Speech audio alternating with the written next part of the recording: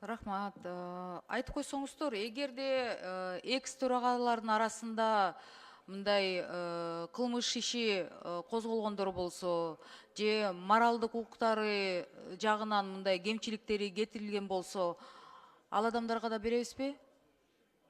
Биякта дип паспорт берилет экен ал кишилерге. Анан сиз айтасыз, 20 эме экс төрагаларыбыз бар экен, ошондо деген бир жылда 317 миң болсо, 6,5 миллион болот экен бир жылда чыгымдары.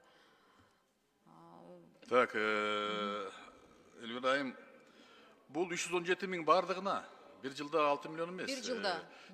Ну 5 жылда десеңиз, ошо 20 төрага болгон болсо, 18 төраганын бир жылдык расходу 317 миң деп булар беришти.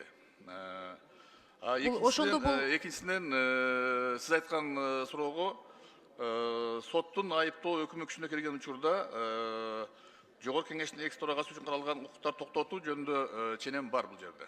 Ал жазылган.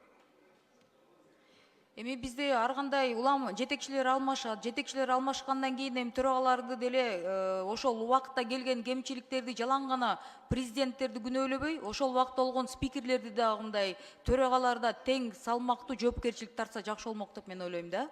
Кандай дейсиздер? Бул жөн эле ага кылмыш иши президенттерди жамандап кетебиз кеткенден кийин. А ошол убакытта парламентти башкарган жетекчилерге сөз тийбей калып атпайбы? Жакшыларды макул, жакшы нерселерди кылынды деп айтып атабыз. А жаман нерселердичи аларга да беребизби? За что? Бул жерде эгерде соттун айыптоо өкүмү болсо, сөз жок. Эгерде соттун айыптоо өкүмү жок болсо, эми аны жаманаттуу болду деп эле бүт немеден неме кылып туура эмес го. Кылмышка тартылган болсо, эч ким ага ошондой укуктарды бербейт. Бул так жазылып турат. Мен буну эмнеге айтып атам? Анткени деген мисалы соц тармактарды ачсак, биздин жарандардын азыркы эми кээ бирдеги жаңылыктар чыкканда 30 жылда болгон эмес деп айтылып атат да. Значит, 30 жылда жакшы нерселер жасалган эмеспи деген ой пикирге келебиз да. Значит, 30 жылга ошол иштеген жетекчилердин баары анда жаман болуп калабы? Сунушту бериңиз экинчи окууга. Эгерде ошондой оюңуз болсо, сунушту бериңиз. Ал нерселерди биз камтыган жокпуз бул мыйзамда. Арасында соттолгон гана экс спикерлерге наам берилбейт, туурабы? Иә. Арасында деген ошол бул мыйзам өтсө, арасында соттолуп кеткен гана экс спикерлерге чечим чыкса, ошолор гана берилбейт. Кылмыш иши менен. Соттун айыптоо өкүмү чыккан экс төрагаларга бул макам иштебейт.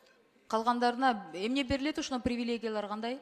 Бул эми жанагы аэропорттун залдарында атайын залын колдонуу, ошол биздин поликлиниканын ошо ден соолугун караштырууга. Спец больница жөнүндө сөз болуп атат. Ошол эле башка эч. Ошол эле.